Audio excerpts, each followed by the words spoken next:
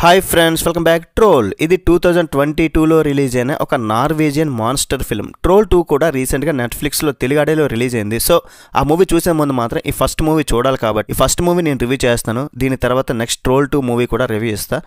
నాకు కొంచెం టైం అయితే కుదరట్లేదు, సో దానివల్ల రివ్యూస్ అయితే లేట్ అయిపోతున్నాయి. సో మీరైతే సబ్స్క్రైబ్ చేయండి భయ్, ఎందుకంటే చూసే వాళ్ళైనా సబ్స్క్రైబ్ చేసుకుంటేనే కదా, వ్యూస్ లేకపోయినా ఛానల్ గ్రోత్ లేకపోయినా సరే ఏదో ఎఫర్ట్స్ పెడుతూనే ఉన్నా సపోర్ట్ ఎంకరేజింగ్ ఉంటే నాకు చాలా హ్యాపీగా ఉంటుంది.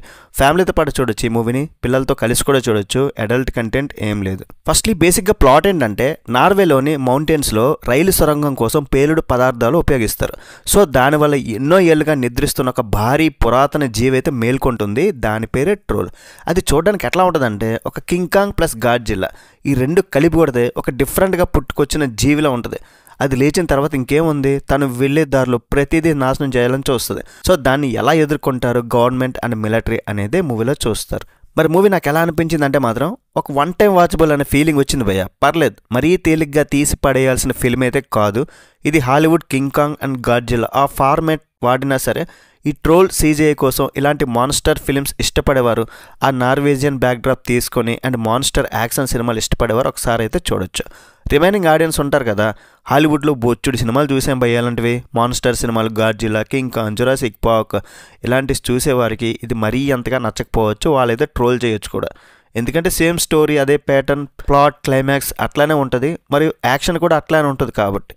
కానీ ఒకటి చెప్పేది ఏంటంటే, ఈ హాలీవుడ్లో అన్ని రకాల జోనరాస్ తీసేస్తున్నారు. సో అదర్ కంట్రీస్ ఎఫర్ట్స్ పెడుతున్నారు, కానీ అంత బడ్జెట్ వాళ్ళ దగ్గర ఉండదు.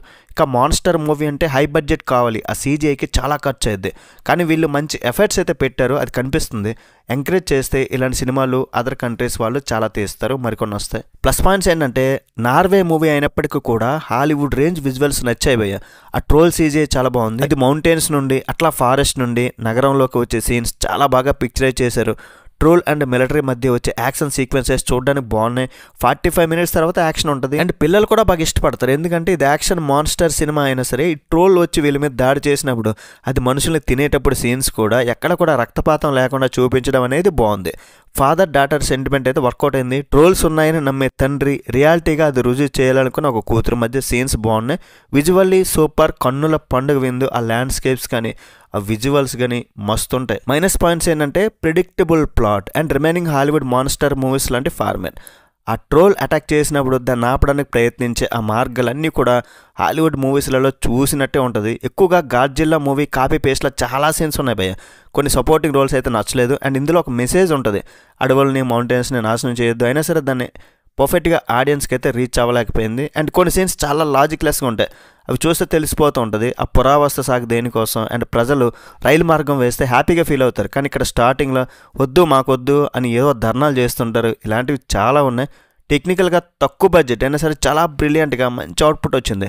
బ్యాక్గ్రౌండ్ స్కోర్ కూడా చాలా బాగుంది. ఫైనల్గా ట్రోల్, కొంతమంది ట్రోల్ చేయొచ్చు కానీ నాకైతే ఒకసారి చూడొచ్చు అనిపించింది భయ్య. మరి ఓవరాల్ రేటింగ్ ఎంత ఇస్తానంటే మూవీకి 3/5. మీరు చూసుంటే మీకు ఎలా అనిపించింది కింద కామెంట్ చేయండి. నెక్స్ట్ వీడియో మళ్ళీ కలుద్దాం. వీడియో లైక్ చేయండి, షేర్ చేయండి, సబ్స్క్రైబ్ చేయండి. బై బాయ్ అండ్ జై హింద్.